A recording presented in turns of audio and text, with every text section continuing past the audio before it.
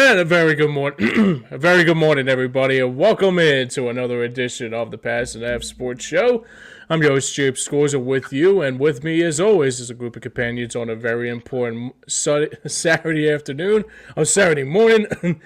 Joey Marks and Mitch Kofsky joining me once again, as they always do every once in a while. Mitch Kofsky joins us, but more importantly, Joey, good morning, sir. How are you?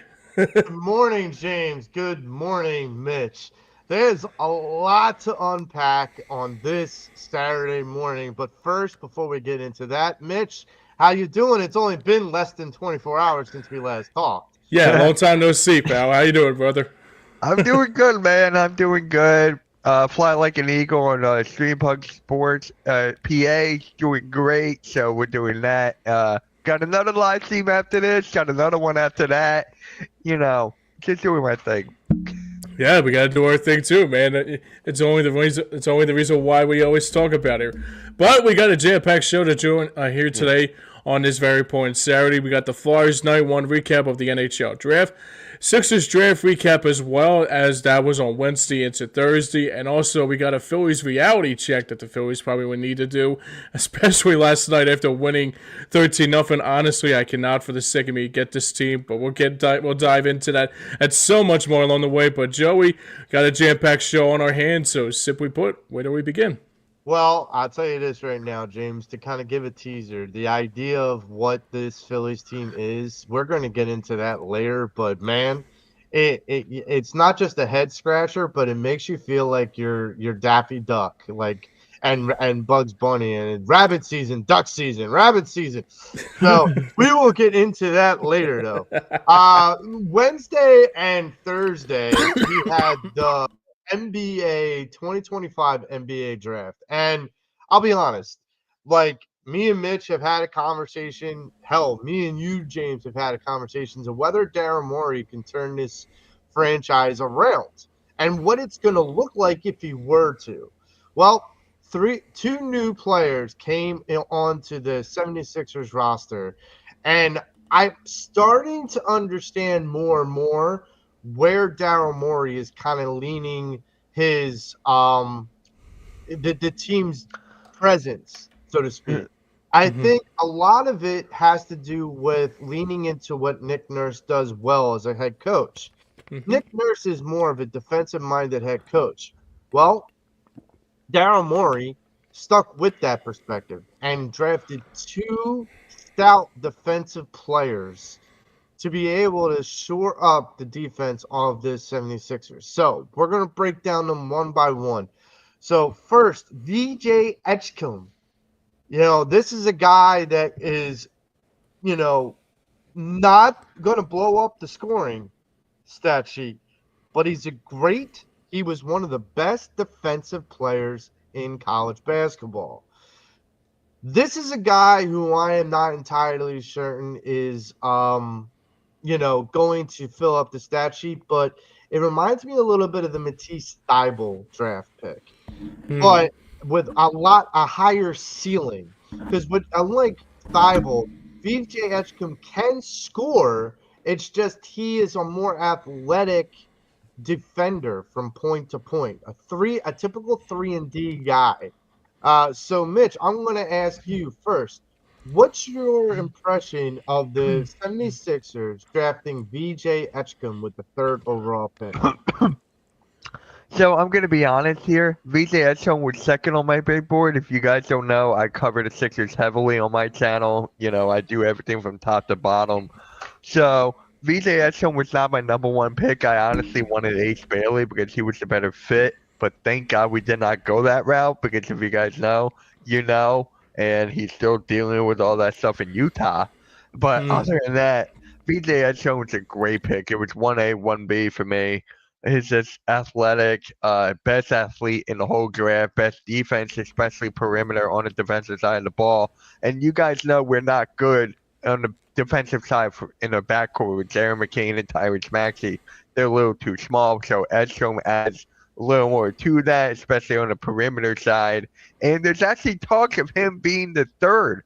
So you have Maxey at the 1, McCain at the 2, and you have Edgecombe at the 3 and Paul George at the 4. Embiid at the 5 to go extra small for the extra small ball. And I'm like, I don't know how much I really feel about that right now. So I'm fine with the pick, man. I love this pick. I love it. Well, I'm going to ease your concerns because Okay. when you say that lineup, you're Yeah. right. It's extra small. I understand that. But Edgecombe plays above the rim and above his height. Some guys, like I said this to James once before, like Allen Iverson was 6 foot. I don't care if people said he was 6'1" on some playing cards. That he was not 6'1". I don't care if you put It boosters wasn't. on in his sneakers. He's not 6'1". But this is a guy that at 6 foot played as though he was 6'5". And that is where like Edgecombe kind of like drives home this, concern of maybe about his height, but and in that lineup, but he plays big. He led Baylor with rebounds. He's a big man. He's a guy that plays big as a guard. Now, that being said, the NBA is going to these more wing players like Edgecombe is. Yeah. So this is a guy, if you go to that kind of lineup, you may not be completely mismatched. I feel like, Edgecombe had led the SEC with the transitions and steals and rebounds. Like, this is a guy who is a top premier defensive player. Not to mention, he shoots 34% from three-pointers and 78% from free throws. So if you foul him, he's probably going to make the free throw. If you give him an open shot at three, he's probably going to make it more than he's going to miss it. So, look, not to say that this guy is the complete deal, but because he's going to have some things that he's got to work on. He's got to work on that three game. He's got to work on the drive game, being able to drive to the hoop and draw those fouls. He's got to work on the pick and pop. With Embiid possibly coming back, what the biggest play call that we call when Embiid's in the game is the pick and roll. And he's got to learn how to use that, play to his benefit. And I think that's going to be a big, big deal. James, what do you think of the VJ Edgecombe kind of draft pick? Excuse me, I got a damn sore throat over here. Yeah, I mean, I like the pick. I thought it was a solid pick. I mean, the question is though, I have as in store is that I keep on trying to beat my head over this segment all the time is that how he fits in with this team. I mean, I would just like to know, like, yeah, sure, you got a lot of good players on this team, but then you still got the Paul Georges of the world and the Joel Embiids of the world. I mean, the thing about it too is that they got a young team. They got a good young team that they can build around, like a Maxey and a Jarrett McCain and and even like Edgecombe and also the other guy Broom that they got into. The one thing that I want the Sixers to do is especially get ready for the season is that the one thing they should really do is try to fit these guys into the lineup in any way necessary. Because that's going to be the biggest key, Joe. Because you think about what the Sixers had done the last couple of years. They tried to build around Maxey, but the difference is it's still Joel Embiid's team. And then they brought in like a Paul George instead of bringing in like a Tyrese Halliburton that actually can help the team build into a better culture. I mean, I'm not saying you got to get rid of Joel Embiid, but obviously the injury, I mean, that's going to be the biggest story coming into the training camps and also a big story coming into the season is that, like, what's going to be the state of Joel Embiid and also what's going to be the state of Paul George because majority of them, I mean, you could draft as many good players as you want on this team. It's not going to change who the team is, let alone with Joel Embiid and let alone with Paul George. But, if you could build around, like, a Maxey and Jarrett McCain and also could try to figure out they could try to become more lethal and at the same time too. I mean, like you got to fit them in the lineup in any way necessary. That's going to be the biggest question going into the season. Is that like how would they fit in with the two guys that are the veterans on this team, and how I mean that like I said, that's going to be the biggest key going into the season. Yeah, I would agree. And, the one thing that Mitch said is he kind of painted the picture of what the lineup should look like. And, when you have a third overall pick, my Yeah, feeling is it's an indictment if you don't start him. Like, right. what's the point of having a third overall pick if you really can't just pop them in? The other part of this has to do with, and you brought up Tyrese Halliburton, the Yeah. idea that long before Paul George got here, Mm-hmm. even long before James Harden got here, Yeah. is that Yeah. Ben Simmons was a trade piece to the Sacramento Kings, and people like Hayes, beat writer for the Sixers, Marcus Hayes for the Sixers, basically said, "Hey, this isn't a good deal because Sacramento is trash." Um, it looked like that deal should have been done, where it was Tyrese Halliburton and it was two other young players from Sacramento for Ben Simmons. At this point, I wish I could go back in time and be like, take the deal. Like, Yeah. because Harden didn't get us anything, and now Paul George isn't getting us anything, and Tyrese Halliburton was just playing in the NBA Finals. So for And me, he had a hell of a year too in that postseason too. well, he's had the hell of the last 2 years. That's right. Indiana had a good year last year and had a better year this year. So the question that you That's have right. to start to ask yourself is, when are the Sixers going to start to move off those contracts, move off those players like a Paul George and a Joel Embiid? Because it seems like they're creating a young nucleus here. But it's like you said, James, you can't put those young nucleus players in and get them to grow within experience if you're getting them held back down by veteran big contract players that are not showing up to the court on time. Yep. Joel Embiid. Now I'm going to ask you this, Mitch. When it comes down to VJ Etchkum, this is a guy that, yeah, like I said, he doesn't fill up the score stat sheet. Like, he's not a 30-point scorer or 24-point scorer. However, he had 20 points against 5 of the top-ranked teams in the season. This is a guy that, when the moment calls for it, he's willing to rise to the occasion. My question to you is, if he gets popped right into the starting lineup, will he be able to still rise to those moments in the NBA arena? I'm gonna say yes, and this is why. Because he came from nothing, right? He was from the Bahamas. He was living off like a no air conditioner. His story is incredible. He's always in the gym. He's always hardworking. This is what I really like about the Philly teams now. You look at the Eagles, the Flyers, not so the Phillies. We'll talk about that later. But with the Sixers, they're starting to get players who are gym rats, that they're only work in the gym and prepare for those big time moments. And Edstrom, less than 24 hours later, he went to Philly in the gym, started working out on his game already. And I think he's already made it for that big time moments. And I cannot wait to see that, especially on the defensive side of the ball. Like, that's what I'm looking forward to the most. Well, I agree. And like, you already have a guy in Jeremy McCain and Tyrese Maxey that are also these big gym rats. Tyrese Maxey's the one that kind of put that moniker back on the Sixers. Yeah. First one in the gym, three a days, three a days, three. You don't even hear that with the Eagles anymore. Three a No. days. The Maxey's like, I'm gonna go to the gym 3 times a day. I'm like, okay, dude, we get it. You're a hard worker.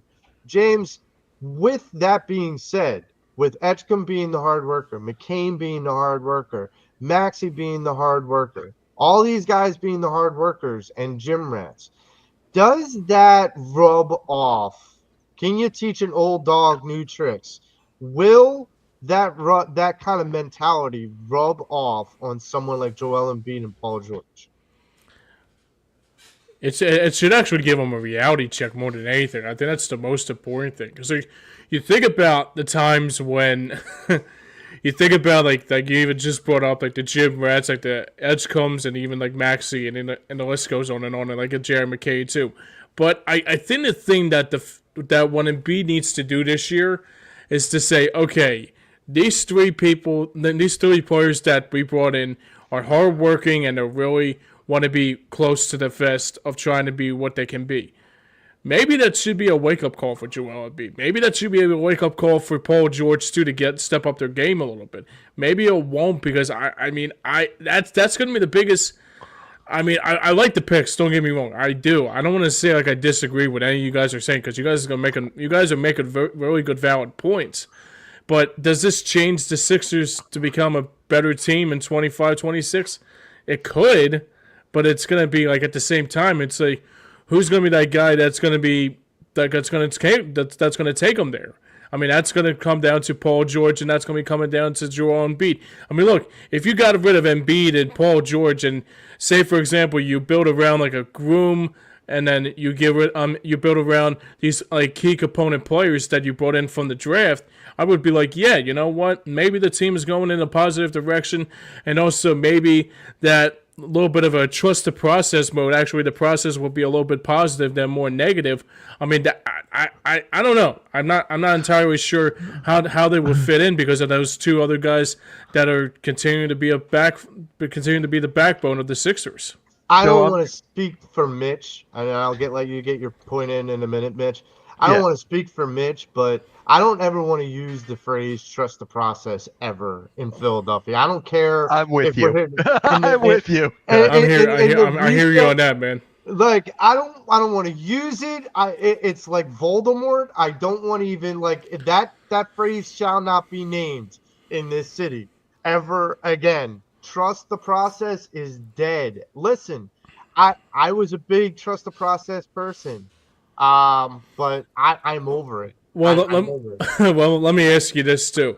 If it's trust the process, and if you keep on trusting the process when a computer continues to load and continues to load, it's basically saying the computer crashed without saying the computer crashed.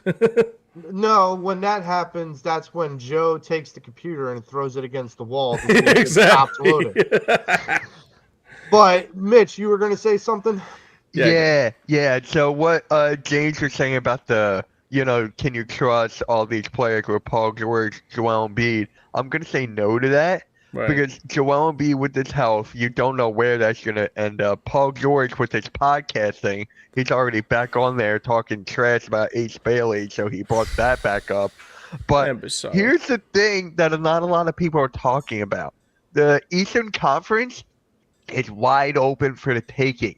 You look at the Boston Celtics, right? Jason Tatum was out for the year with a torn Achilles. Sucks for him. They're getting rid of everybody. They're going in a slight retool. They just traded Drew Holiday. They traded Kristaps Porzingis. Then you go to Milwaukee, right? Giannis may not even be in there. Giannis may even get traded. We don't know about that. Damian Lillard, he's out with another Achilles injury. You look at Indiana. They're coming off of a historic run. Tyrese Halliburton, torn Achilles.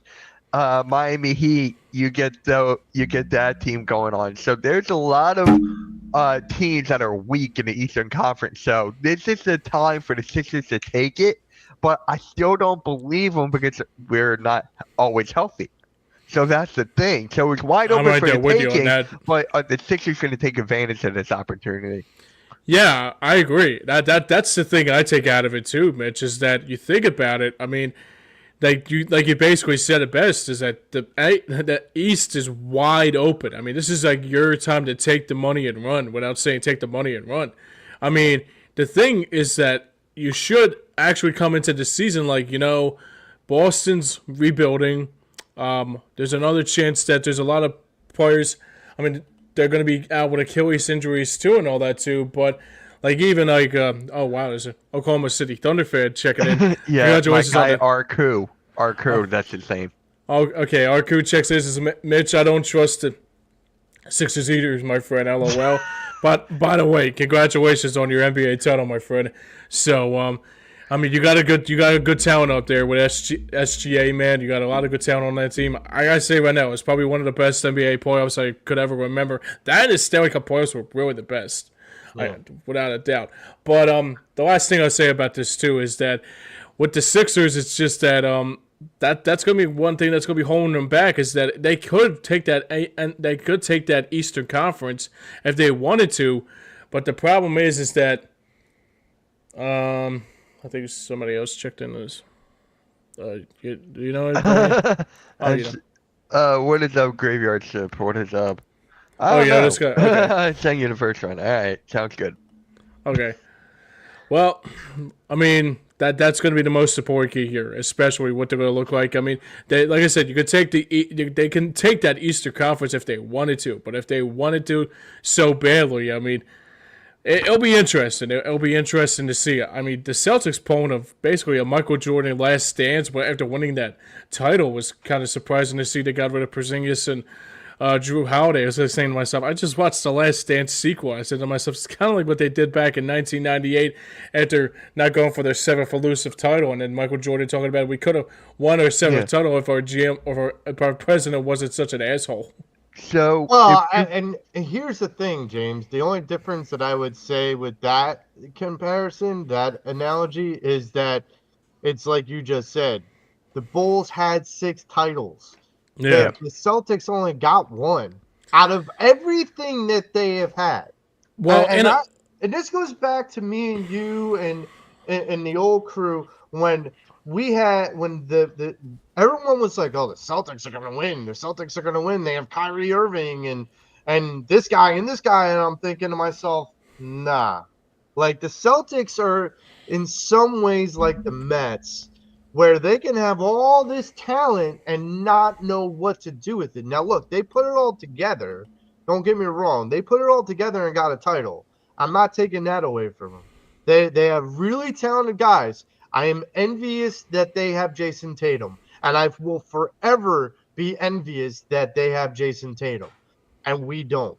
But the other part of that has to do with, and Mitch brought up the point, there's not just the Celtics breaking down. And look, they got rid of Drew. They got rid of Porzingis. There's talks of them getting rid of Jaylen Brown because Jason Tatum's not going to be there next year. As far as like his injury is going to take him out for the majority of next season. So they are kind of rebuilding so that when Jason comes back, they can build around Jason Tatum. That being said, you have the Giannis and Damian Lillard in Milwaukee. Giannis wants out, okay? And I don't blame him because it doesn't feel like they have done enough to support him. Damian Lillard is hurt, and we had talked about that when Damian Lillard was the cute blonde at the end of the bar, like Frank would say, that I wanted for this team. And Frank's like, nah, dude, she looks good from the surface, from a distance. When you walk up close to her, she ain't the same. And he was exactly right. That's why we call Frank the wisdom. And then, Miami is disintegrating. They're breaking apart because some of the players that they had that was on minor contracts are now asking for big money, and they're not able to hold on to that. Teams like the Knicks may not be able to hold it together. Indiana loses Halliburton for pretty much the foreseeable next season because of when his injury happened. There is a lot that's open. You're going to see the Cavaliers maybe take a leap forward. The Bulls take a leap forward. Maybe you might even say, dare I say it, the Orlando Magic take a leap forward. These are teams that I feel like the Sixers can handle. Even if it's like a halftime, like part-time Joel Embiid, like half energy, half carrying, like not even like 100% Joel Embiid, like a 60% Joel Embiid can beat a team like the Cavaliers, a team like the Orlando Magic. This is going to be an interesting situation. And look, don't sleep on the Tobias Harris Detroit Pistons either, because They were pretty good in the postseason too. They actually made they made the Knicks a little bit uncomfortable in that series too. Yeah, so let's not get it twisted. There are going to be teams that replace these other ones. But from my personal perspective, they do not hold a candle to what the total talent is on the Sixers. As long as Embiid can get on the floor, as long as Paul George can get out of the studio. These young players, I have faith in the young players. It's the veterans, which is why I said, I wonder if you could teach an old dog new tricks. Who knows? But to wrap up the Sixers draft pick, we got Johnny Basketball here in Philadelphia. Johnny Broom, get the brooms out and sweep out the competition. I got all these for days, folks. But 6'10" forward, and I gotta say, this is a guy who, for me, he's the guy that I like because he's a rim protector. He averages a double-double in his collegiate season. 15 points, 11 rebounds. He also averaged 2 blocks a game. He held guys that were big-time bigs in the college game to under 40% shooting, protecting the rim. This is a guy that is 6'10", 250, is a bulky guy that can be that strong, either backup center or sturdy rotational 4. So my question to you guys, and I'll start with you, Mitch. Do you like this pick, and why? I'm gonna show you guys a clip from when I live streamed this react to this pick. So I'm just gonna let my reaction speak for itself, because this guy on my big board for the second round, he was number 1 for the Sixers for me. I loved this guy's mentality. I loved his hustle. I loved everything about him. Do you guys remember in the Elite 8 when he got injured with his arm? People thought he wasn't going to play. He was done. And he was like, no, I'm coming back. He comes back in. The fans are behind him. He gets a block. Then he hits a three-pointer. Because of him, Auburn was number 1 throughout the entire season. So this guy knows how to win.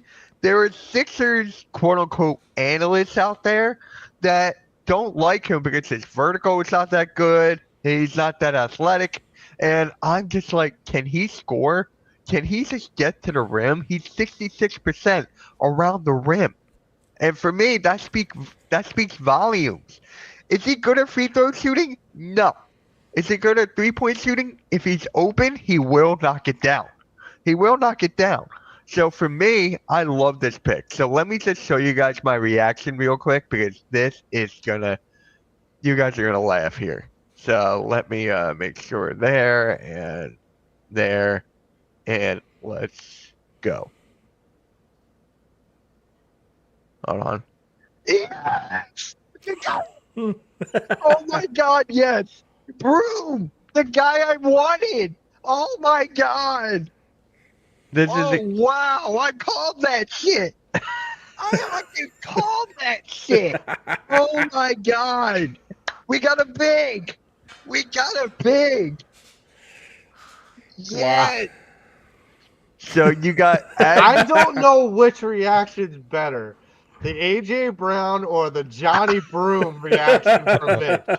Because I mean, you would think we just got AJ Brown again from that reaction. Yeah. Okay, Mitch. Look. I dig. I'll be honest. I don't watch a lot of Auburn or SEC basketball. I'll be honest. But what I had heard about this guy when I kind of dug down deep, he's a guy that he's not going to be your offensive threat. He's not going to be your 1 or 2 when it comes down to offense.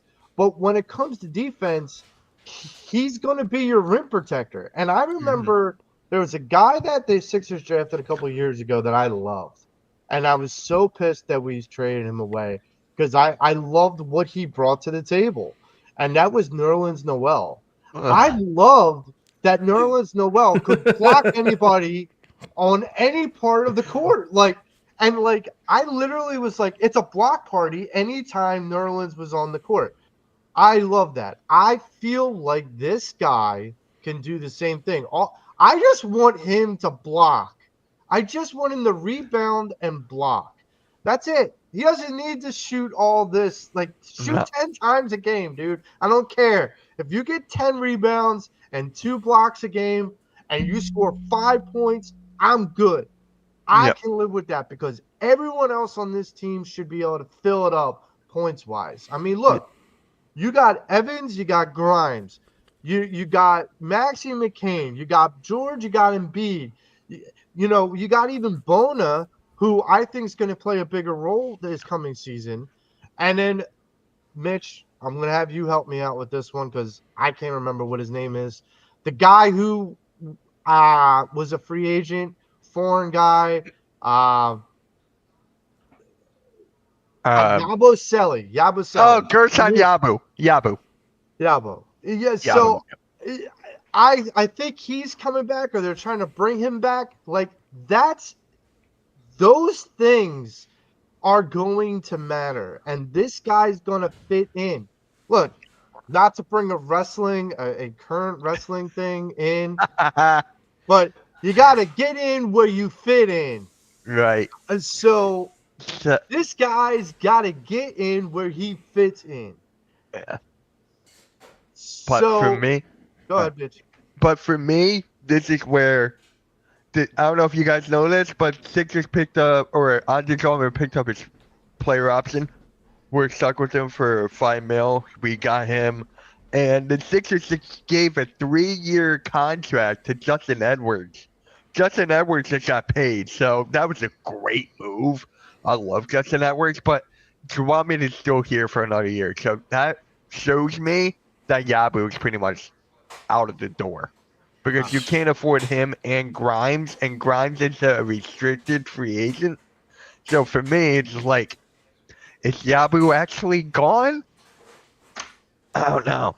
I think Broom will be a two-way. I think Johnny Broom will be in the G League and in the Sixers. Yeah, I think he could be a stash, a draft stash. Because I think, with the Drummond, he's going to play his 1 year, and then you bring Broom up. Yeah. You give him some developmental tools down there. Maybe give him a little bit more what the criticisms have been. The athleticism, the development of what he can be as an athlete. This guy already shot 31% from three-pointer. If you think our number 3 pick, shot 34% from 3. Right. Broom only shot 31. So you bring Broom down to the G League, and you get him to work on that three-pointer just a tick.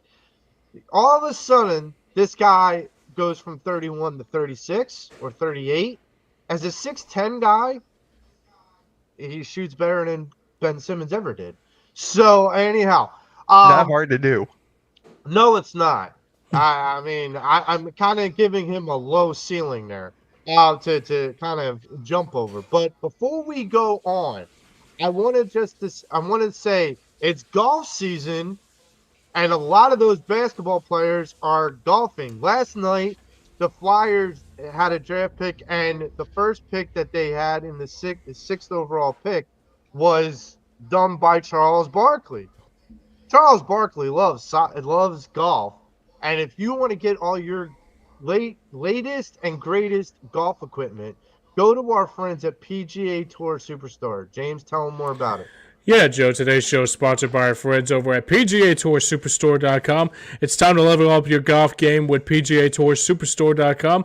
Don't miss out on this exclusive opportunity right now to get your hands on the premium golf equipment, including hats, golf clubs, golf tees, and so much more at PGATourSuperstore.com. Scan that QR code at the bottom left of your screen right next to these golf pros and tee off in style today at PGATourSuperstore.com. That's at PGATourSuperstore.com today. It's an the quote, yes. The great movie from Caddyshack. And now we are Bill Murray. going. Now we are going to puck it up, and James, I gotta tell you, man, Danny Briere pulled his best Howie Roseman last night. Yeah, dude. My wife was like, "We'll get to the second one, but because we're gonna talk about the first one." But man, I cheered so loud. My wife thought like we won the Super Bowl. I'm thinking to myself, We won the Stanley Cup. I mean, yeah, I'm like, Danny did it.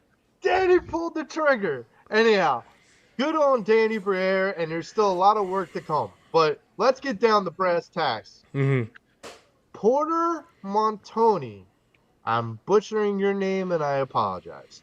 But Porter Montoni, the 6th overall pick by your Philadelphia Flyers, a 6'3", 205 pound winger that comes to this team to really help the power play. He had 25 power play goals. This is a guy that, we had an interview with Jim Jackson a couple weeks ago. And I remember Jim saying one thing. It was kind of like the underlining statement to the interview is that the Flyers have to get better. It's not they have to get great. They have to get better at the power play, even if it's, going from like 28th to 13th. That's fine. This guy helps with that. Guy had 98 points in his career, 36 goals, and 60 plus assists in his career. This is a guy that I feel like has a lot of momentum. Yes, do we have a lot of right-handed wingers on this team? Yes. But my feeling is we are creating a surplus of talent on the Flyers in order to improve on all facets. And power play was one of their biggest needs. So, James, talk to me about Porter Martoni.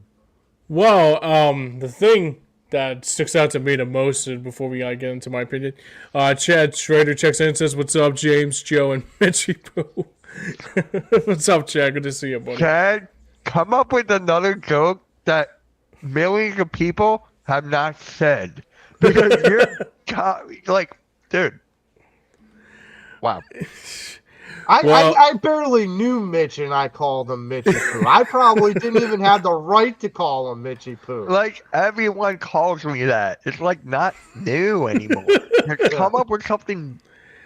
Yeah. I said that years ago when we were on Locker Room with our good friend Mike Laurel. Like, because you were on right after our show, and I'm like, right. All right, yeah, check in with Mitchy Poo. I'm like, okay, I don't even know this guy, and I just called him Mitchy Poo. I'm like, all right, this guy's. I'm gonna get an angry text somewhere. Yeah, I just don't give a damn anymore. It's just like it's done. Like I'm with you. Yeah, I know that feeling. Yeah, but back to the Flyers as we get back into the subject here. I like this move. I think it's a very solid move. And like you said, Joe, what Jim Jackson brought to the table a couple weeks ago said the one thing that the Flyers need to do is to loosen up their power play a little bit. They have to find a way to look for a couple players to help their power play. I mean, this is one player. I mean, I saw his highlights last night. I said to myself, if he is really effective in the next couple of years or so, he could be another good player in this league. I mean, there's like comparisons to Corey Perry. There's comparisons to him with like a Mikko Rantanen, and I'm saying, you know what? After what Mikko Rantanen did in the postseason this year, I'm good with that. That. I mean, I would love to have Mikko Rantanen, the player himself, but if this is another aficionado to a Mikko Rantanen, I'm damn right good with that. I'll be okay if he's like a Marty Necas for all I care. Yeah, and here's my thing, James. This guy played for Team Canada in the juniors. Yeah. So this is a guy who already played with Nate McKinnon, with Sidney Crosby. Oh, yeah. He played with guys that are been around that are really talented hockey players. This is a guy that in the playoffs, scored 8 goals in 11 games. This is a guy that led his conference in the juniors with 1.2 goals per game. This is a guy it fills up the goal sheet. And look, you pair him with a guy like Mitch Kofsky, you pair him with some of this young talent around him. We talked about some of these guys that are going to have to take a bigger step forward. Mm-hmm. Forrester, Owen Tippett, like guys like that. This guy has already been around some great players, and he's a worker. He's a worker. And so, it makes me feel a little bit it makes me feel more confident that we're heading in the right direction. Okay, we're adding this quality of a talent. Mitch, what do you think about Porter Martoni? The only thing I gotta say about this is that the Flyers are going the right direction because I honestly, I've seen his highlights. I like what I see. I can't wait for the future of him. So, I, Danny Briere is doing the right thing, man. He's doing the right thing, getting the Yeah. pieces that we need. So, Yeah. he fits the timeline. I got to say something too. So, as a guy who played hockey and guy who played junior, I'm 5'9". I haven't even seen 6 foot ever in my life. Okay. Most of the guys that got drafted last night were like 6'2" and taller. As a guy that was the hitman for his team most of the time, I'm not touching these guys. Even going near these guys. My wife came down and was watching the draft with me, and she's like, "He's 6'4". I was like, "Yeah, sir. I'm not. If I played, I wouldn't know. I would just know. I'm not doing it. I'm not throwing the gloves down with this guy. He's 6'4" and like looks like Thor from Chris Hemsworth from the Marvel movies. Like, no, I'm good. I'm done." That's when I hang up my skates and I know I'm done. It's fine. Yeah. And the funniest thing about it is that I'm like 6'2", maybe like probably close to 6'2", and I'm saying to myself is that like the day and age of like the Danny Brieres of the world or the Billy Lanos of the world, like that were like 5 foot nothing, like they don't even stand a chance anymore. I mean, compared to what Briere brought to the table, like in Mr. Playoffs he was back in those early 2010s, and especially how small he was, but he was also a sniper. That's the thing too. All these players that the Flyers brought in are either like 6'2" and up. But I'll be honest with you right now that I think that's going to be the most important key too, is that these players are going to be tall, but at the same time they're going to be effective at the same time too. Yeah, absolutely. And then you got to think about, all right, we move on with the draft, and the Flyers had the 22nd and the 31st pick in the NHL draft. So they still had 2 more picks to go. And I'm like, okay.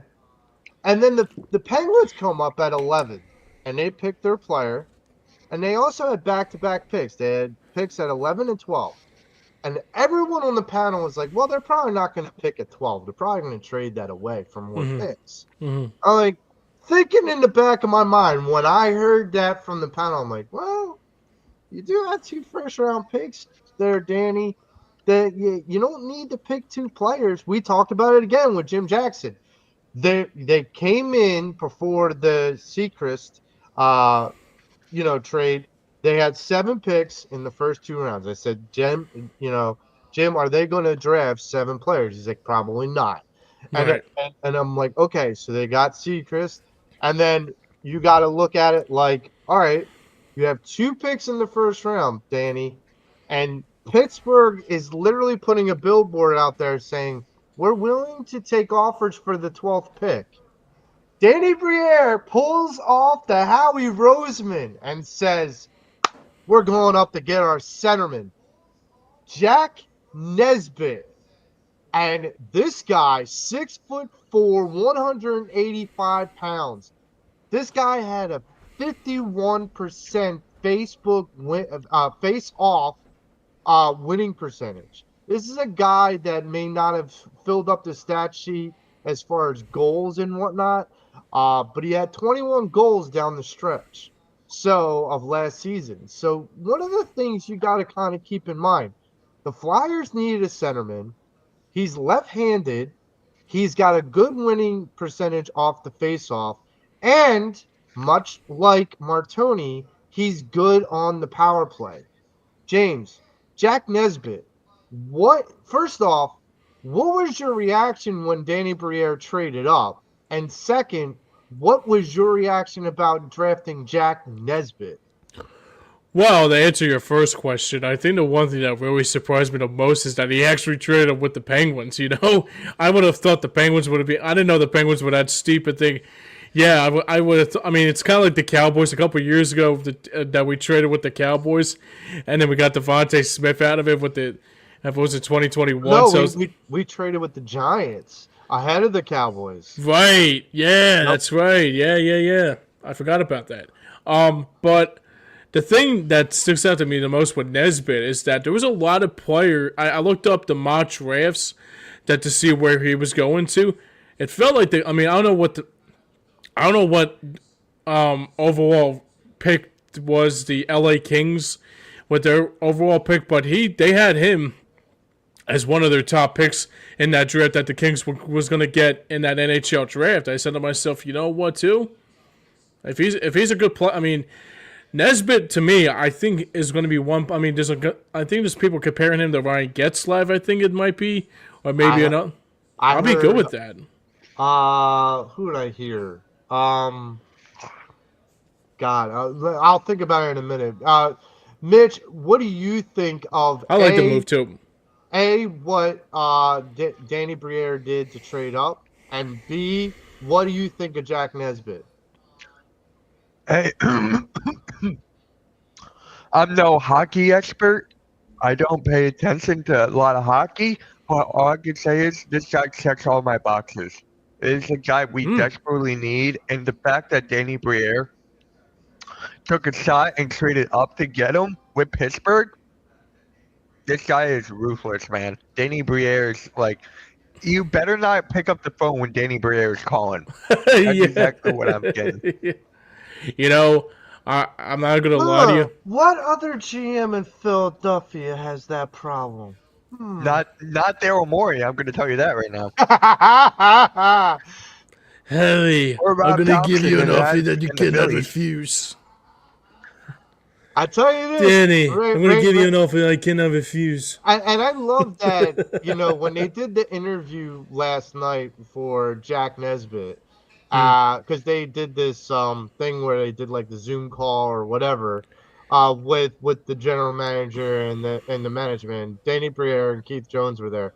Keith didn't really want to talk. He was just smiling ear to ear when they were talking to Jack Nesbitt, and the woman that was interviewing them, or kind of being the moderator, was saying, "What's going through your mind, Jonesy? Because you're smiling from ear to ear."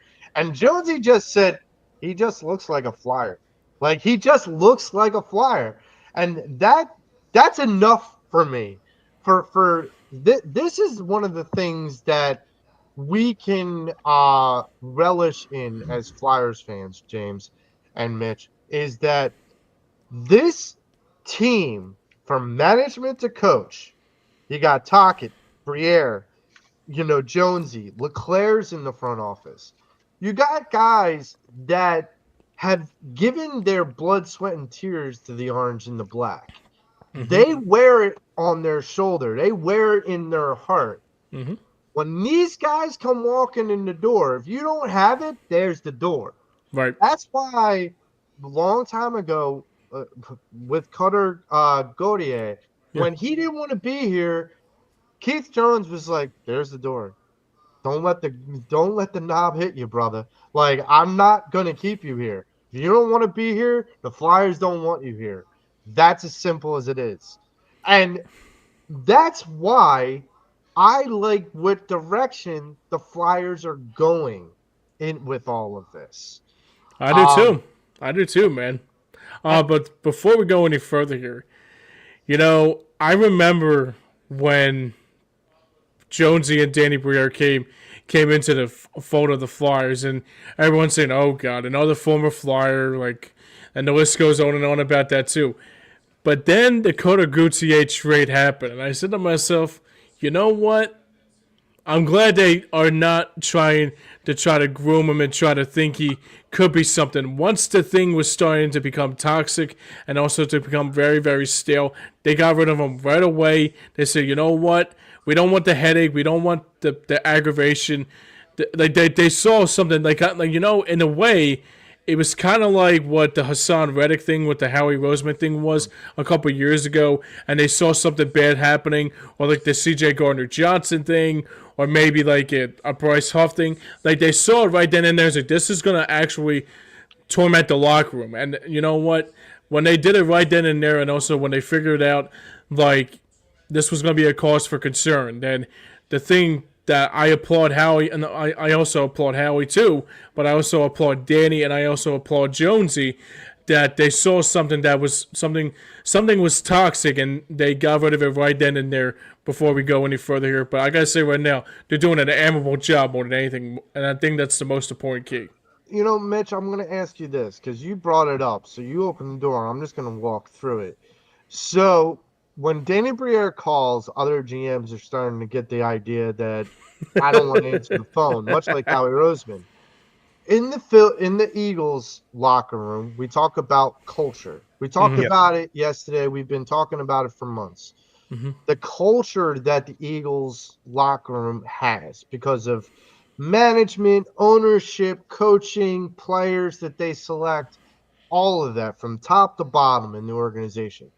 I got to ask, from your viewpoint, when you're seeing what the Flyers are putting together from top to bottom, from ownership to management to coaching to players, do you see this as a culture that they're building that is going to possibly be a winning culture or a positive culture for them going forward? It's going to be a positive culture because of the new head coach. I've been hearing a lot of good stuff that he's bringing good vibes to the room. There wasn't really a good coach this past year. So just with the new fresh face brings a whole new vibe. And the players there, they want to go, they want to work, they want to play. And that's the way I see it because of the new head coach. And James, correct me if I'm wrong here. Is this like the perfect coach for the Flyers right now? I would think so. I would think so. Yeah. Well, I mean, it was not my. I'm not gonna lie to you. When Taka came in, I would have thought like Bradshaw would have probably got more. He's probably could have got more of probably could have got more of a chance if that sounds right.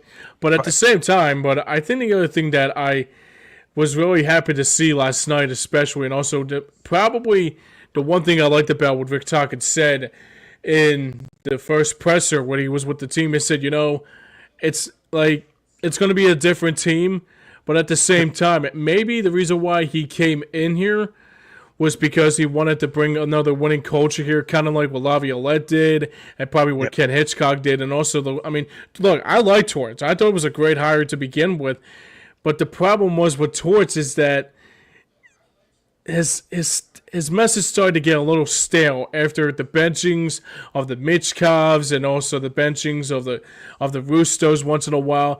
And I said to myself, dude, are you trying to be more of a coach, or are you actually becoming more of a like a crumb without saying you're being a crumb?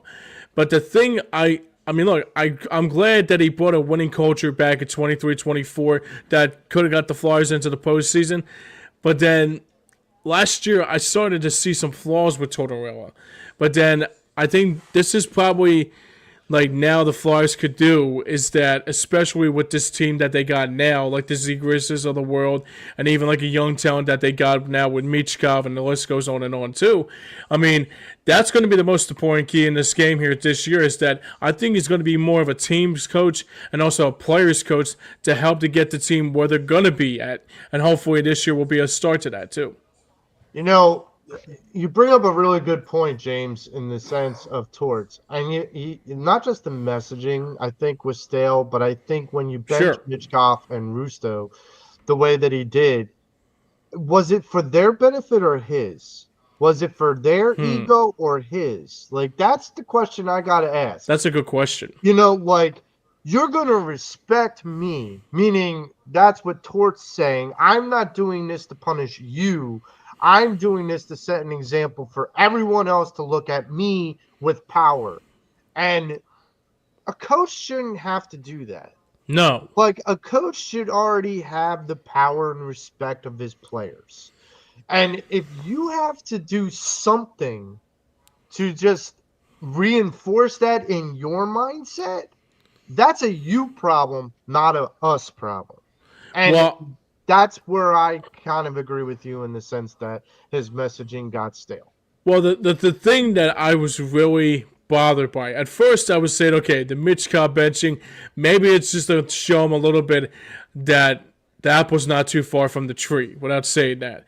But then it started to happen again and again and again and again. And I said to myself, is that, like, dude, are you only just doing this just to become a real piece of shit, or you're just really just doing it just to try to prove trying to become a real? I mean, I look at Laviolette as probably one of the best coaches I ever seen in Flyers Orange and Black. But the way he said to play with some jam, it was like basically said like he wants the team to play with like he wants the team to. He wasn't trying to rip. I mean, if this was Tortorella in 2012, he'll be benching Scott Hartnell. He'll be probably benching Briskalov. Like, but what he was trying to do was like, dude, we're better than this. We got to find a way to find our edge, and we got to be better than we're showing here. But then, like, I see like a Tortorella like look at that and say like, well, like this team is good, but it's under my watch. It's like it's my way or the highway, and that's not how you coach a team. I think that Tockett's going to bring a sense of what to say and how to say it to a player. Right. You know, like he's going to know you don't do that to a player. You don't show up a player. You don't talk down to a player. You try to encourage a player. So you also know how to do that. And you also, when you want to do too, is that you want to talk to your players and see how they're comfortable. Like Nick Sirianni gets the player. Sirianni's like a Laviolette to me. Like the way he takes the team to where they want to be. I mean, like I remember there was times when there was. I mean, guys, I'm going to bring up your enemy. Wait, he wants to play in Flowers to do rock paper scissors. Well, no, not only that, but I'm saying is that just like basically like I get what you mean. I get what you mean. Yeah, like Gene Hackman and Hoosiers, or Mel Brooks and not Mel Brooks, Herb Brooks and Miracle. I mean, after a while, the thing is too is that you want to have a team your team, like you want your players to have leadership with your coaching with your coaches. I mean, what Rick Tocchet will bring, I think it will be more like, okay, like if we have a bad game, here's how we can get better at it. Okay, here's how we can fix those mistakes from occurring, from happening again. Like the benching is not gonna. I mean, unless a player just doesn't give a rat's ass and doesn't care about what he wants to do, then you can probably say, okay, maybe we got to bench him a couple games because he's because he's not helping our team. But if it's like a Mitch Kofsky, like is trying to make a very good first impression, like would you just try to help him saying like, hey, listen, I understand that you're trying to do a little too much, but I can understand. But like try to talk to your players one-on-one to have a better of an understanding. Instead of saying, "Oh, like he's gonna be benched because he didn't do what didn't do what I said." It kind of sounds like it's in a way it was sounding like it was more about Tortorella than about the team.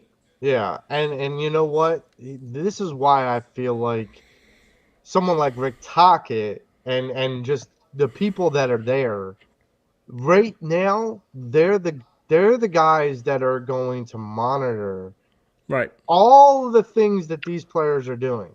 Because these guys are what we're going to be banking on, like going forward. But speaking of banking, if you want to go to the bank, go to CBP and watch your Philadelphia Phillies. If you want to do that and you want cheap discounted tickets, we got a great partner for you. GameTime.co. James, tell them more about it. Yeah, Joe, today's show is sponsored also by our friends over at GameTime.co. Calling all Phillies fans, need tickets last minute? Don't worry, GameTime.co has got you covered for all of your Phillies tickets.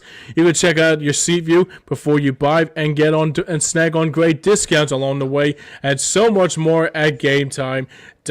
But don't forget to scan that QR code at the bottom left of your screen, right next to Kyle Schwarber, or visit them online at GameTime.co today. That's GameTime.co today, and let's go, Phils. So we're gonna move into the Phillies, and I gotta tell you. Wait, Joe. We didn't get a chance to talk about the Trevor Zegras. I was gonna get your reactions to. So, okay, well, let me get your impression of the Trevor Zegras trade. Yeah, Because I was surprised, but I may not know as much as you do about Trevor Zegras. Look, this is a guy I've heard is going to help the power play. Once again, another key asset to that.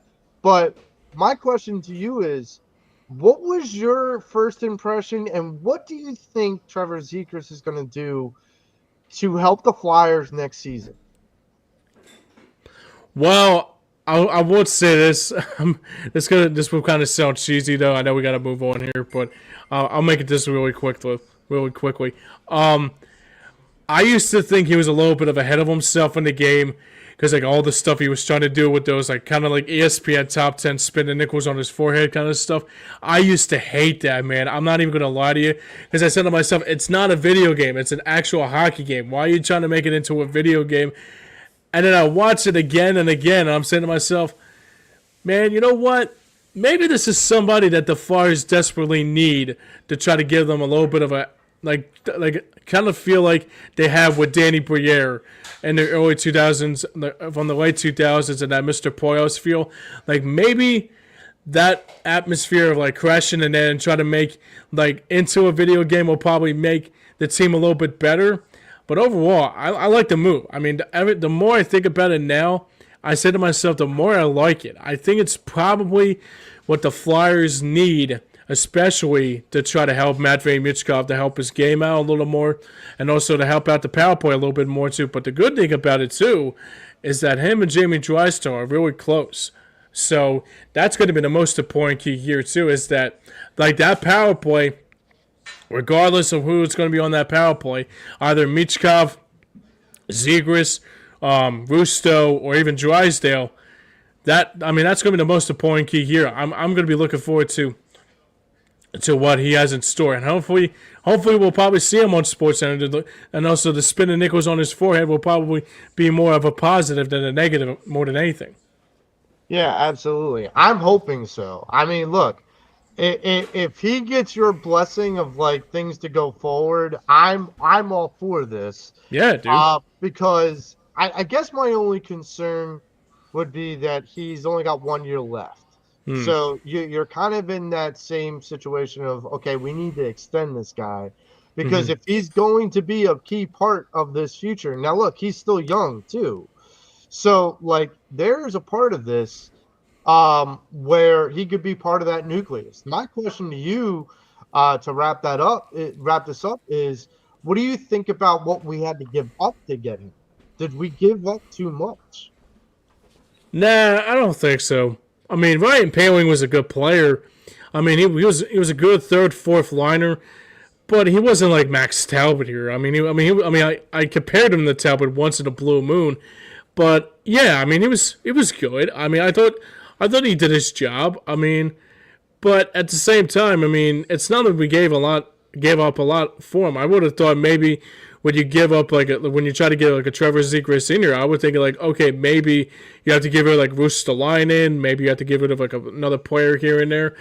But yeah, I mean, Ryan Poehling's a journeyman. I didn't expect much about it, but I think like it's gonna just show me what he's going to be like this season, and also we can try to extend him too. Maybe it's probably a 1 year rental to see what he looks like. Like, if it works out, it works out. If it doesn't work out, I mean, then again, you can just don't sign him and move on and try to figure out what you have in store for the upcoming 26-27 season. But overall, I mean, the one thing is for sure though. I mean, the pick. I mean, like what we gave up for him. I think it was the right amount of. Like I think we gave up a lot. I think it was. I don't think we gave up a lot, but at the same time, I think it was just the right amount to get this guy in here to bring an orange and black too. All right. Well, let's move on to the Phillies. Yeah. And, we may not know what Trevor Seegers is going to bring to the Flyers, but we still don't know what the Philadelphia Phillies are. And it's like literally halfway through the season. So Yeah. I'm not entirely sure. So Mitch, I'm gonna turn to you and ask you, what who okay, let me phrase this question as clear as I can because it's confusing just to think about. What is this team really? Like, are they the team that basically only scored 1 run against the Astros, or are they the team that scored 13 runs against the Braves? I can't say because I'm just waiting for the playoffs. Are they actually going to perform in the playoffs, or are they even going to make it to the playoffs? Because Phillies right now are up and down. They're a roller coaster. They lose 5 straight, they win 5 straight. They lose 5 straight, they win 6 straight. It's just like I can't judge this team because it's just like, what is it? What is going on with this team? I just can't. I'm just waiting for the playoffs to get past the first round, actually. That's the way I'm looking at it. I just don't care about this season anymore. I really don't. Yeah, Yeah. I'm with you on that. I know a lot of people are like that, and it's like just wake me up when it's October, and I kind of understand that because of how long the season is. But honestly, the one thing I like about when I watch the season, I kind of treat the season almost like a preseason. Yeah. Like I go, all right, look, you got to Very win long to get, a very long preseason. yeah, Like the 70s used to do back in the day when they had 6 preseason games. yeah. So like you got to kind of think of it this way. Like, yes, you still have to win the games during the regular season to make the playoffs, but you're evaluating people. Think about this. Would Otto Kemp have made it to the major league roster if we were in the playoffs? Probably not. Like that's just a non-starter. Would Bryce Harper be sitting on his ass and waiting for inflammation to go down in his wrist? Probably not. Like that's the difference is that there is a level because it is a marathon, not a sprint of a season, that you are kind of still always evaluating what this team has. I wouldn't have known Otto Kemp if he like came up and like whacked me with a baseball bat. Like that is, a breath of fresh air to have a guy like him coming up and being able to do what he's been able to do. That being said, and I'll say this as another one, Mick Abel. In the beginning of the season, all we heard was Andrew Painter, but very little conversation about Mick Abel.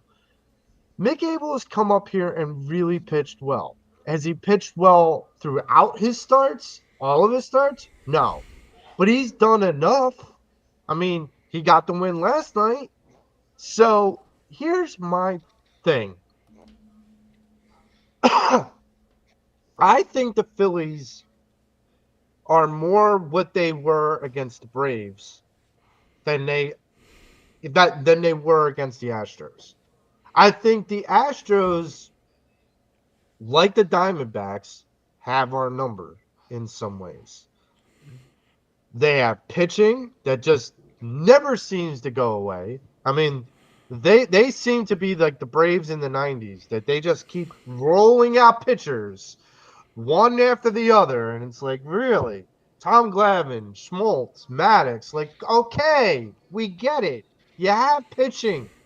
So the Astros roll out pitching after pitching after pitching, and Ruben Amaro was one of the commentators during that series, and Ruben Amaro is notorious for saying good pitching always beats good hitting, and that's the reason why I think the Phillies lost in that series is because good pitching just got over on good hitting.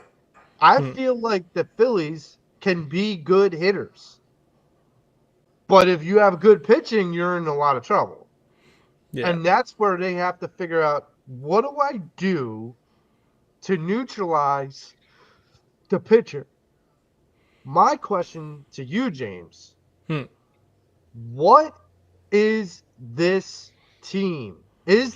Are they closer to the Braves where they can score 13 runs, or are they closer to hot and cold whenever they want to be? Well, it's interesting because you think about this team has looked like the last few games. I mean, even Mitch nailed it on the head too. This is it's like a roller coaster, but at the same time, it's like reverse psychiatry at the same time too. Because 1 minute they look like they don't know how to play baseball, and the next minute they know how to play baseball. This has been going on for such a while now. It's kind of like it's been so much. It feels like, man, how do I even sit there and say do I sit there and say like this team could be affected come September and October, because like they drive you crazy. I mean, they drive you absolutely insane.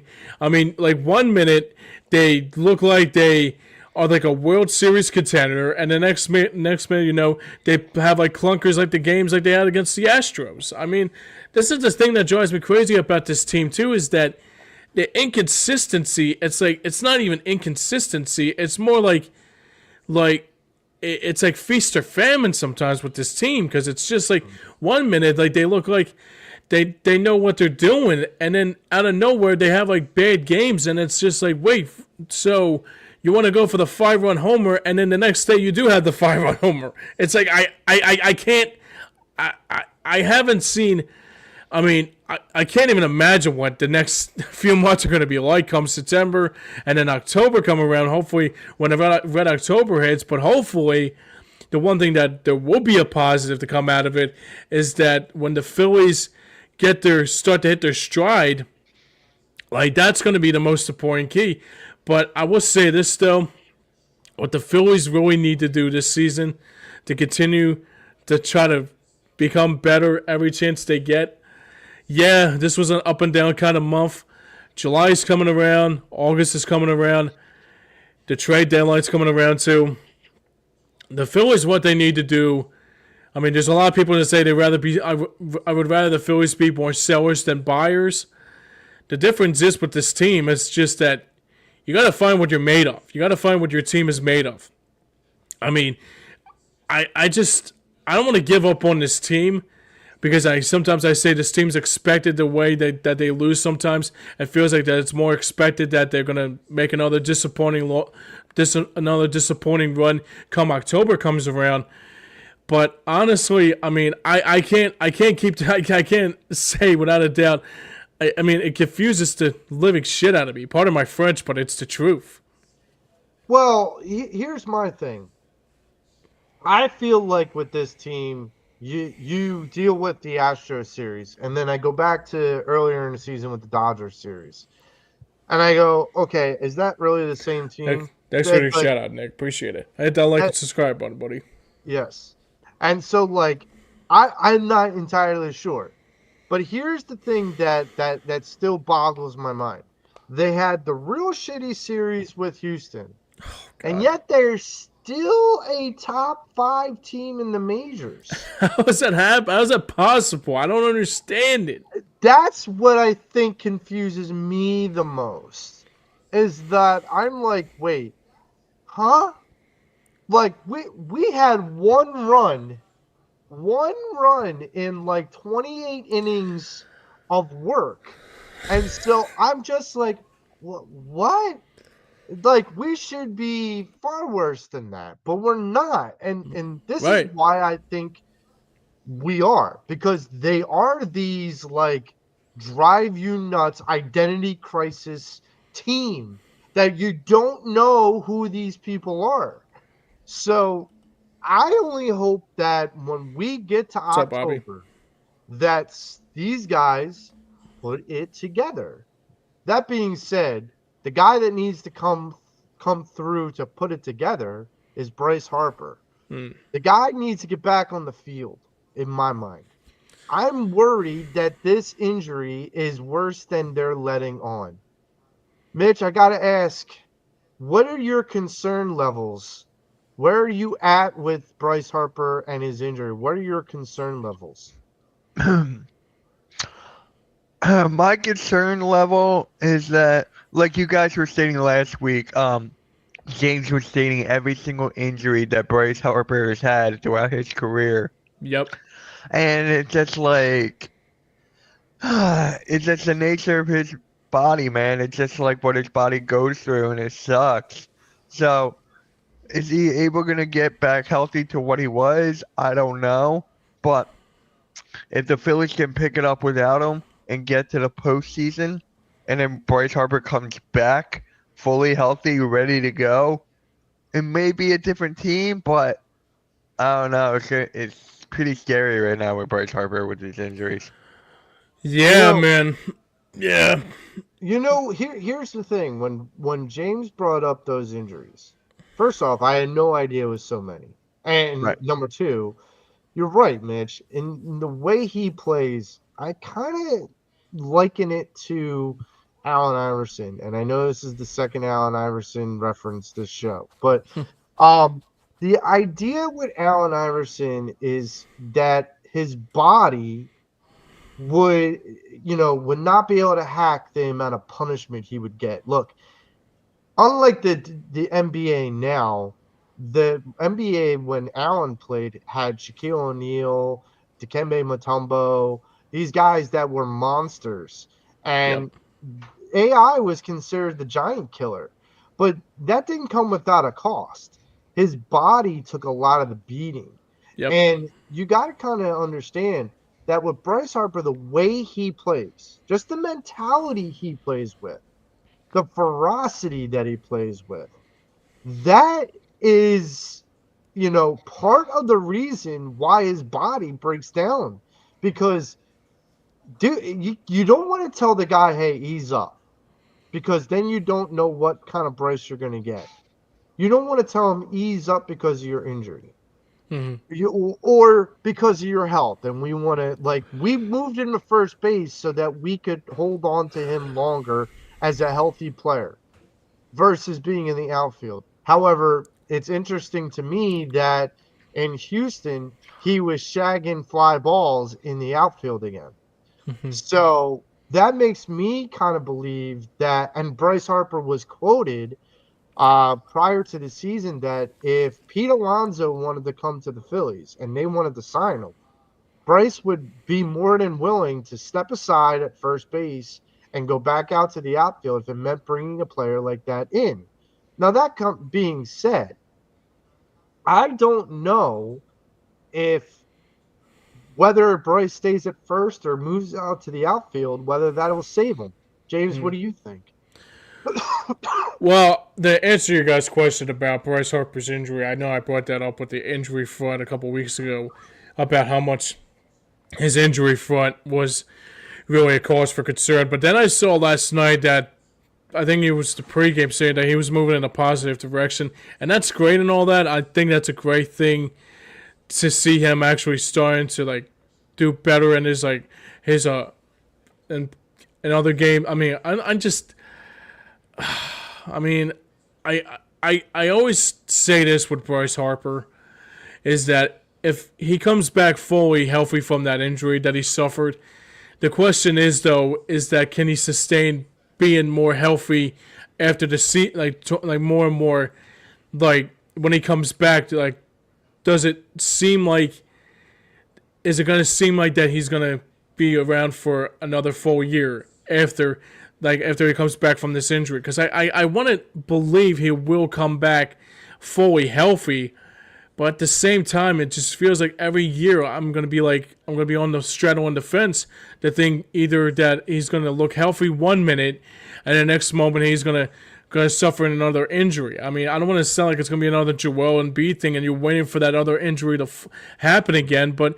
I mean, just the list of injuries that he had going back to 2019. I mean, yeah, the first couple of years were a little bit more. I mean, the 2021 injuries to now were it's just it's been going on for so long. But I mean, the thing that I want to believe that he could be a great hitter. I mean, once he's effective, he's not unstoppable. But now with these injuries, it's just Now I just sit there and say like can we trust them to stay healthy for 162 of them? That's going to be the most important key. So Mitch and James, I'm going to start with you, Mitch. I got a real open-ended question about this. So we still have Bryce Harper for a while, okay? Mhm. We still have Jalen Hurts for a while. We have Matej Mitchkov for a while. Sure. We got Joel Embiid for a while. So here's my question to you. Out of those 4 athletes, Harper, Hurts, Mitchkov, and Embiid, Mitch, I'll start with you. Which one will win another title first? Jalen Hurts. Jalen Hurts, because you look at this roster, you look at this culture, you look what Howie Roseman has done throughout the last couple of seasons, and now we're like a ultimate juggernaut. Jalen Hurts got Saquon Barkley, who just went over 2,000 yards. A.J. Brown, who's having the best time of his career right now. The best offensive line. Devontae Smith, who's putting the work in. So we were talking. So my follow-up to that, Mitch, is this. Yeah. Will Bryce Harper ever win a World Series? No. I'm going to say no because the way your Phillies are looking right now, they're looking good, 13-0, coming off of a big win. But for me, this is where it comes down to. His health, 1, that's like a theme of Philly right now, is his health. And 2, is Rob Thompson. Is Rob Thompson actually going to put the Phillies in the right direction to go forward? I don't believe that whatsoever. I'm not the biggest fan of Rob Thompson personally. I want him gone. I want him out of here. And then we can see where this team goes from there. But, yeah, I'm going to say no to that. He's just unlucky. I hate to say he's just unlucky. So, James, I'll ask you the same 2 questions. Number 1, out of the 4 athletes, who's going to win the next championship?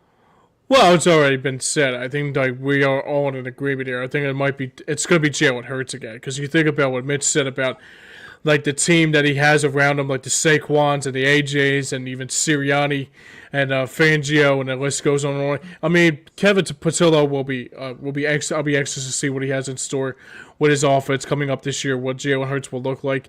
But the reason why I say not Harper and not the Phillies is that after this year, I think that run of that 2022 dancing on my own kind of atmosphere is going to run out. I think it's going to run out. I mean, the thing with Topper is that you make a very good point here with that too, and also it has to come from the top too with Dave Dombrowski too, what he will bring to the table come trade deadline, and the thing that I got to say this too. I mean, I know this is a little bit far-fetched here too, but when he brought up Kyle Schwarber yesterday and said, like, we don't want to lose him, translation, majority of the time when someone says we don't want to lose him, in a way, he's basically saying that we're not going to keep him. So, what I mean, I like Dombrowski. I really do appreciate that he got all this talent around, that he brought all this talent in, but they haven't shown me anything that is like, that they look like they could be a World Series contender come October comes around, and also we'll be celebrating another championship down Broad Street. I look at the Eagles; they're moving in a positive direction. I look at the Flyers; they're in another positive direction. I look at the Phillies and the Sixers; they're kind of like, yeah, they could win a title, but it all depends on who's going to be around them and who's the player around them who's those players around them to make them effective. I mean, the Sixers, it's always Joel Embiid. Bryce Harper with the Phillies. I mean, like knowing those injuries, that's going to be the most important key here, especially because what this Eagles team has, they're young, they're efficient, the Flyers are moving in a positive direction. I don't see the Phillies winning a World Series this year. I mean, unless they just shock the world and just go on a crazy run like they did back in 2022, I don't see it happening, guys. I just don't. So, James, thanks for the shout out, Nick. Appreciate it, brother. I'll ask you the same question. Will Bryce Harper ever win a World Series championship? No, I don't think so. I love Harper. I do. He's one of the reasons why I was happy to see him come to the Phillies. I mean, I had this debate a long, long time ago. Like someone said, would you either have Mike Trout or Bryce Harper? And I said I would have Bryce Harper. I mean, you think about it now. I mean, Mike Trout, no offense with his injuries, but when he was effective, he was a great player. But at the same time with Bryce Harper too, I mean, he was a great player with the Nationals. Every year, I would always watch Nationals games just because of Bryce Harper. But at the same time, the injury bug has become a real really cause for concern. But the other thing that really is a real, I mean, the thing that I sit there and I say to myself is that if we can win a World Series, it's gonna take them wherever Harper's gonna take them. I mean, that's going to be the most important key. It's not going to be what Schwarber's going to take them. It's not going to be where Castellanos takes them, or even like a Trey Turner takes them.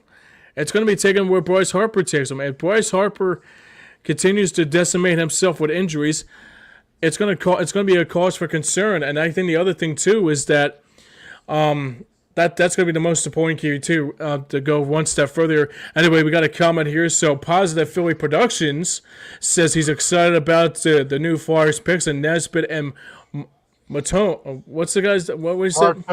Martoni. Thank you, buddy. So yeah. So there's a lot of positivity with the Flyers though, but with the Phillies, it's just that I don't know, man. I think I'm starting to feel like this team is like starting to fade away a little bit. So I'm going to go the opposite way as the both of you. And I'm going to inject a little bit of optimism into this. And this is how I'm going to do that. So, unlike in the past with the National League, we have a designated hitter. And I get what Kyle Schwarber is, that designated hitter. Mm-hmm. So you got to ask the question, who would you rather have out in the field? Who would you rather be like, okay, if he gets hurt, we're screwed, like, period in the statement. Bryce Harper, in this situation, the team has still been winning. But again, I go back to, we've been playing outside of the Astros. We haven't been playing like world beaters. No. I mean, the Cubs and the Mets are good, don't get me wrong. But the Mets are kind of starting to met, and the Cubs, for the most part, this starting pitching staff, which has been the cornerstone of this team this season and will be going forward, they're the ones that neutralized the Cubs' biggest asset, which is their offense. And then that just opened up the door for our offense to beat up their subpar average pitching. That being said, you're right, James. If this team goes as Bryce Harper goes. So my feeling is right. Bryce Harper doesn't need to do all of the work out in the outfield. He needs to do it at the plate. What is the best version of Bryce Harper? The guy that hits home runs, the guy that hits doubles, the guy that gets on base, the guy that like sets the table for bigger guys like Schwarber and Turner, Castellanos, JT, Stott, Baum. Like, that's the guy we need. We need his bat more than his glove.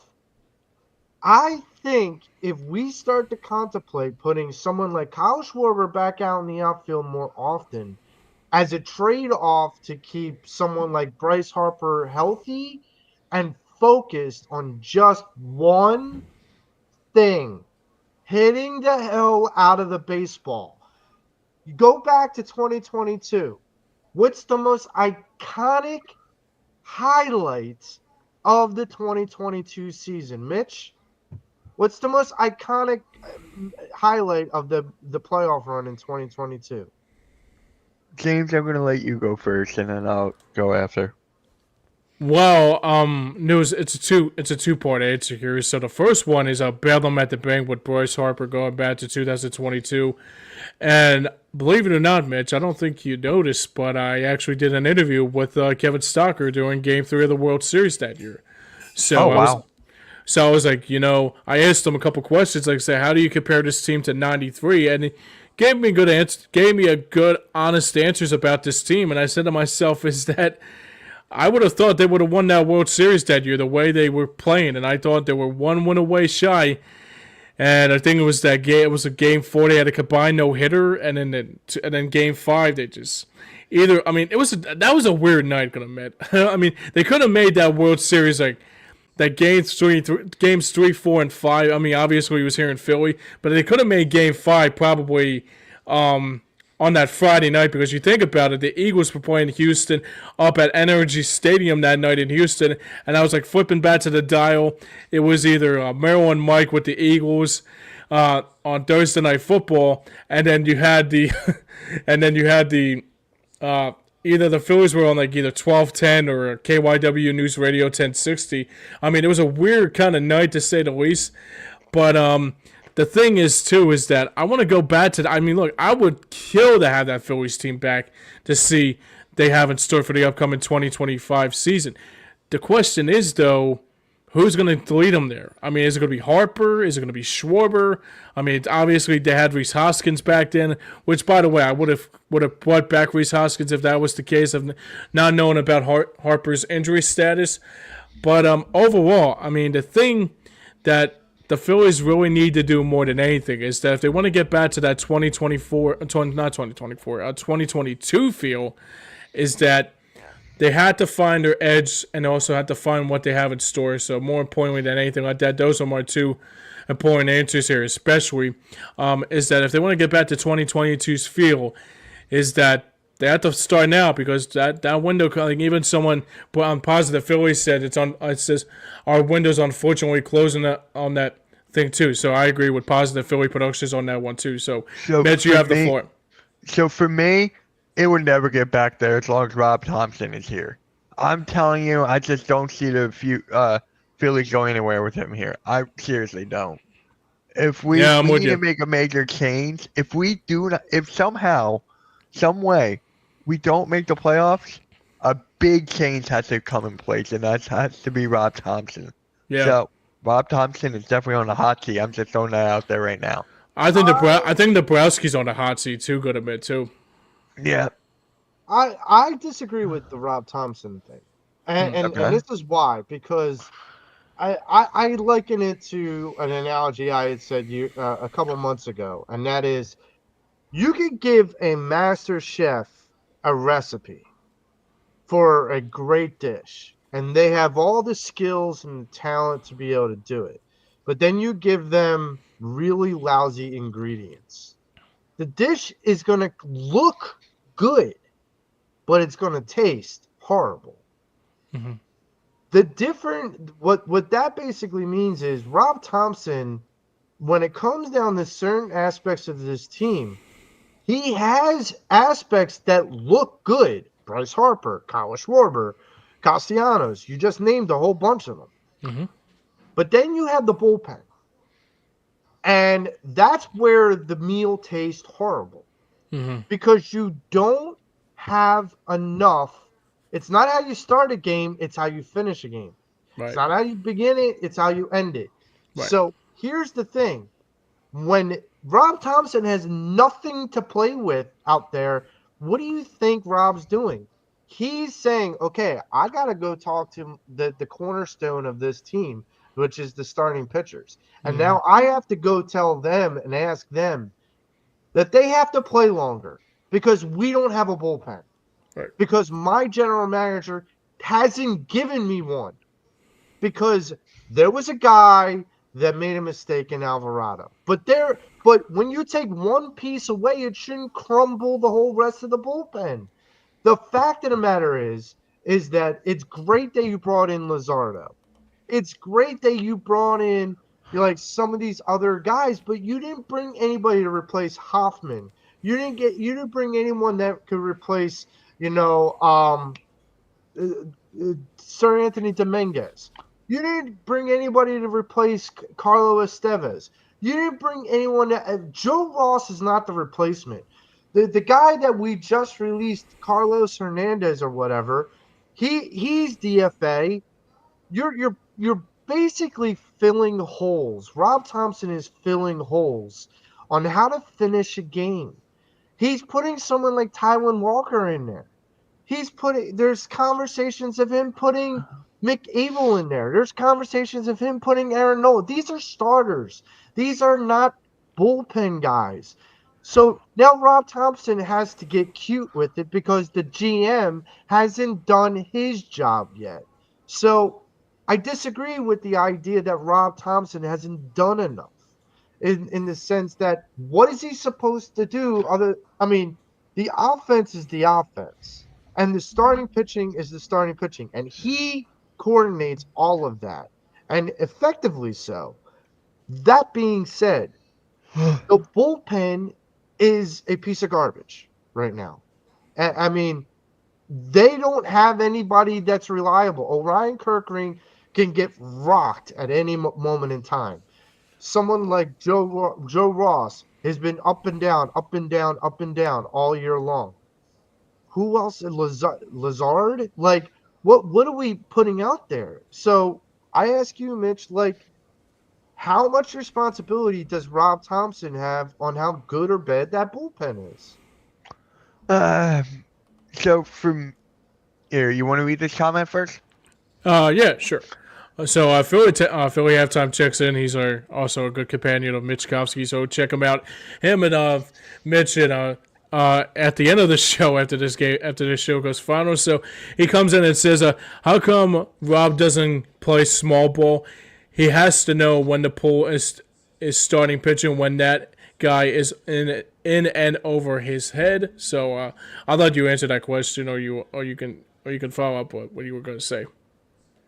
So for me, it just comes down to like the substitutions that Rob Thompson could make, but he's not making them. Like there's a time where I know Philly halftime's gonna be mad at me when I say this, but when there's a pitcher that lets up a no hitter, like he lets up a no hitter or something, you take him out when he has a no hitter, and it's just like what the hell. Halftime's gonna yell at me for that in the next hour or two. Huh? When did he do that? Halftime, when did he do? Wasn't that last year or something? I'm trying to remember, so. but I'm just saying, like Rob. I mean, he did. He pulled Wheeler out after a one hitter, and it was a shutout. Like that was in the 8th inning, and Wheeler was at like 105 pitches. But like here's my point of view is. Okay, to answer Philly halftime, I disagree with that. He has played small ball. They are kind of at the lower end of the home run circuit this year, but yet they're still putting up pretty significant runs. They're like top 10. It was Christopher Sanchez. It was 2022. Gotcha. He always brings that up, so I had to bring that up for him. He can yell at me for that. The top 10 in offense and runs scored. The thing is that when it comes to the runs per game, and when it comes down to the offense, it's important. And so they do play small ball. They might not do it as often as you'd like, but their identity is the long ball. But they do play small ball. The thing about Rob Thompson and the substitute, you're talking about something that happened last year. Okay, why do you feel like he's a bad manager this year? Yeah. Let's see. He says Philly halftime says he plays home run derby. He tells the guys to swing at everything. I have to disagree with you. So he's like, we have a little bit of a disagreement between you and Joe, between Philly halftime and you, Joe. So, I mean, I don't even know. I'm at the point now, honestly, with this Phillies team. It's just that sometimes, I mean, there's games that he like even last week when he had Zach Wheeler like pitching the gem, and he also put in Taijuan Walker, and the next thing you know, it was like 2 back-to-back home runs. It's like, why did you even pull him? I mean, I don't understand it. I mean, unless Wheeler was. I mean, if you're gonna put Zach Wheeler on a pitch count, it's like seriously, we're gonna put this guy on a pitch count, dude. Like, come on, man. Well, he hadn't pitched for 11 days. He was on paternity leave, so there was a part where he didn't want. Thanks for the tip, Nick. Appreciate it. He didn't want to, throw Wheeler into the deep end right away, especially when that's going to be your ace going forward. See, here's my thing: is we can We can pick. I'll ask you the question again, Mitch. So you pointed out a mistake that Rob Thompson made last year, and you're scrutinizing and criticizing, Rob Thompson this year. So Yeah. what do you think he did wrong? Give me an example of what you think he did wrong this year. Hold on 1 second. I had to fix something. Um, this year I've been seeing a lot of the same things that I've seen in the last couple of years, like with the rotations and stuff like that. So for me, I can see where the Phillies are going. We all can see where the Phillies are pretty much going at this point. Am I alone on that? I think we can see the I don't think you Phillies are. like each of the past 2 seasons. What was it? World Series, then out the round before it, out the round before it, out the round before it, out the round before it. When it's enough, it's enough. Maybe this year, if they don't make the playoffs, they got to make a big change. So, last Well, couple of years. you think about it too. Let's go back to 2007 to 2011. It was like 2007 they got into the postseason, but I think it got eliminated. 2008 they got to the World Series, won it obviously. 2009 lost the World Series. 2010 lost the NLCS. 2011 one bloody nil. 2011 was the NLDS, and then after that everything just shit at the bed. I mean, it's kind of like the same thing that they got right now. The only difference is they didn't have a World Series championship on their resume. The only difference is that if they would have got a World Series out of it, maybe I will be more happy as can be. But at the same time, I mean, if this is not the year that they go far, or if they even go one step closer this year, you got to blow it up. I mean, I want to say I want to sell the team, Joe, but I mean, it's after a while, it's like even Mitch said, I concur. When is enough going to be enough? Well, here's what I would say to kind of go back to you guys. Rob Thompson has the third highest winning percentage in the last 4 years amongst all major league managers. He's got the fourth highest winning percentage. That means he's doing I get that. something right. So like that, I can't. It's who would I rather have? Gabe Kapler. Oh God, you're really gonna go there? Well, hang on. Gabe Kapler, the knucklehead we had before Rob Thompson, or Rob Thompson. I'm going to go Rob Thompson all times of all times there. No, I understand what you're saying though, Joe. Look, don't get me wrong. You make very good, valid points.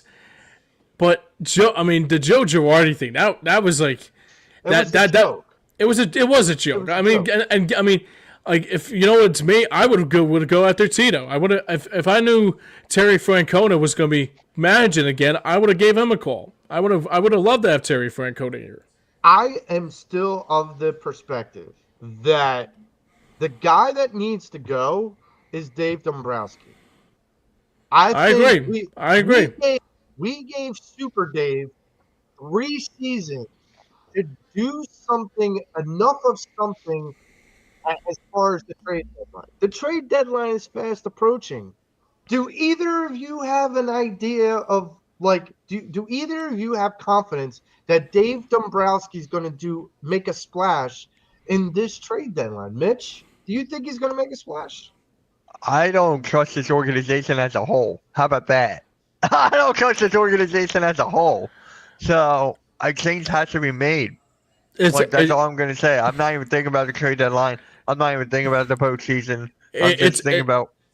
Yeah, it's a little. What do you call it? It's a little semi-trust. I mean, I'm in the same kind of boat as you are, Mitch. I mean, the question I have to ask is too, with the same thing you brought up, Joey, is that what is Nebraska going to do come the trade deadline? I mean, that's going to be the most important key. I mean, yeah, sure, Thompson is going to be responsible too, but at the same time, Dombrowski is the one that's making the 4-course meal, but it tastes awful, garbage. But it tastes like garbage. Yeah. I agree. So here's my thing, Mitch. I'm going to ask you, because of the way that you're sounding. Which team are you more out on at this point? Yeah, Kevin Logan's got to go too. Phillies, I agree for halftime. Or Phillies or the Sixers? Oh. I'm more out on both. Is that even possible? Like I'm just out on both right now. I'm gonna say I'm more out on the Phillies than the Sixers, and this is why. Wow. Because it comes down with the Sixers, like we talked about earlier. Guys, if you missed the Sixers conversation, it was great. Go back to watch it. Perfect. Right. When it comes to the Sixers, like I said earlier, the Eastern Conference is wide open. This is the only chance to actually succeed. With the Phillies, if you look at their history, like Jane said, they've been out. They were out before. They're out before. They're out before. We keep on getting worse and worse and worse and worse. And In a way, it's like that. We still got a future there. I'm holding on with the grass, but with the Phillies right now, history often repeats itself. It's like, what do you call it? Like cut your nose off to spite your face. Like which one's worse, cutting your nose off or you put it on top of your face? So, James, which one are you more out on, the Phillies or the Sixers? Oh man, that's a good question.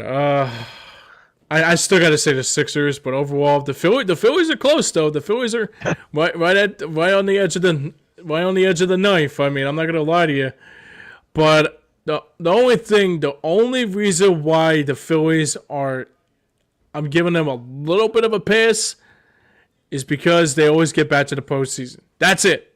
That's the only thing. If they able to get back to the postseason, it's another thing. But as far as I'm concerned, it has to be the Sixers too. But if I have to trust the Phillies, I'll trust the Phillies more than I have to trust the Sixers at this point. Sorry.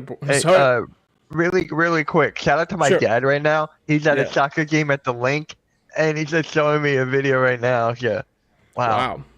Yeah, That's going out the link today too. Yeah. Right.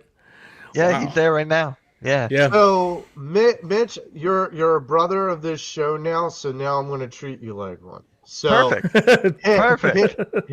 Here's the thing.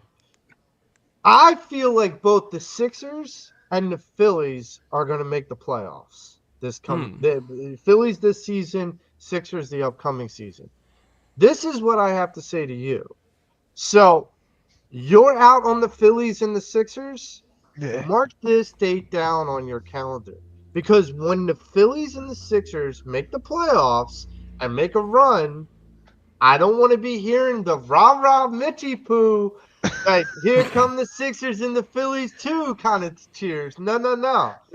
I'm going to come back to this show, and I'm going to have you clip out this show for your purposes only, because when you say stuff that is that, he did it to me with the Saints too back a couple years ago. and I will still do it. And I will Wait. still do I it. gotta go back on that. What do you mean, James? What do you mean? Well, I mean, this was what was it? 2020 was it, Joe? When was it Jalen Hurts' first game? And this is like still Drew Brees' Saints at the time.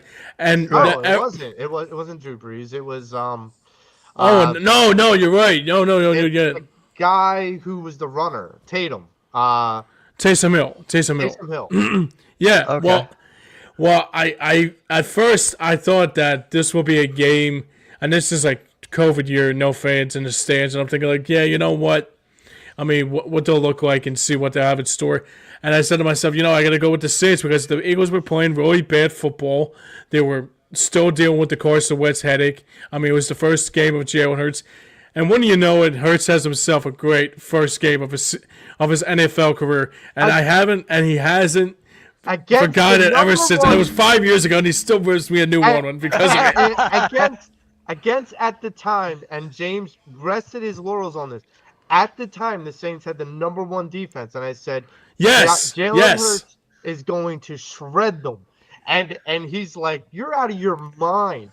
The next week, we were on the show. I was like, remind me, what did Jalen Hurts do to the number one defense? Hold on. And this was Cam Jordan, too, mind you, too. I'm back in James here. You got to roast him for how close your prediction was, remember?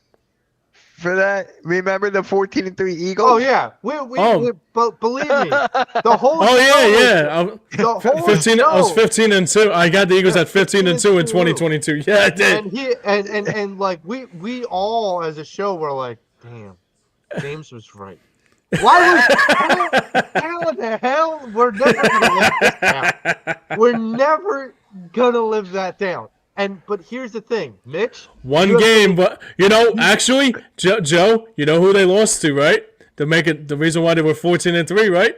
Those Saints, man. Those New Orleans Saints. Those New Orleans Saints. Those Gardner Minshew. So here's my thing. There you go, James. There you go. Here's my thing, Mitch. You're indoctrinated into this show now. So Perfect. Here's the thing. Welcome aboard, brother. Now you I've are already really, been aboard. I've already been But aboard. now you're gonna wish you had it. Now you're gonna wish you hadn't, because this, I will remember this. And so when this comes to back around come October and come later on next season with the Sixers, you are going to get text messages from me. Clip out the show. Clip out the episode and put it on YouTube now. And It's already on YouTube. I don't have to put it on YouTube now. It's already there. No, but you're going to clip it out, and I'm going to promote the hell out of that clip at that moment in time. Say, Mitch was wrong in capital letters. We're gonna Brandon Graham Derek Gunn him like you're wrong again, Mitchy Poo. You're wrong again. Yes, yes, I will. I will personally invite him onto this show. Oh, just Jesus. to pull a Brandon Graham. Oh, You were wrong God. again. You were wrong again, Mitchy Poo. You were wrong again. And like it come like when they're in the NLCS. Oh my God. When they're in the NLCS, and we're like, hey, Mitch, who's playing in the NLCS today? Oh, the Phillies. Oh, wait, but I thought they were bad. Well, right now they are. So we're talking about right now, man. Right now. They're a They're top bad. five. And I'm team in still the majors. repping the Phillies. People are forgetting I'm wearing this shirt. Right, but they're still a top 5 team in the majors, so they're not terrible. So if the playoffs started right now, they would be in the playoffs. So Okay, they'll be one and done then. There you go. That's it. Perfect That'll be one segue. and Perfect done segue. then. Halftime. Halftime, and you would agree. please stick with that, because I swear I will nail you to that. Oh, ladies and gentlemen, you have been a witness. You have been a witness to what is about to happen months from now, where Mitch is going to have to eat crow live on this show. Hey, Believe James, me. all you got to do, James, you ready for this? Sure. Message him 15-3. What's and that, man? that he lost to the Saints. So there you go. Keep on doing that, man. You've been holding back too long. You've been holding back too long, my guy. Well, no, I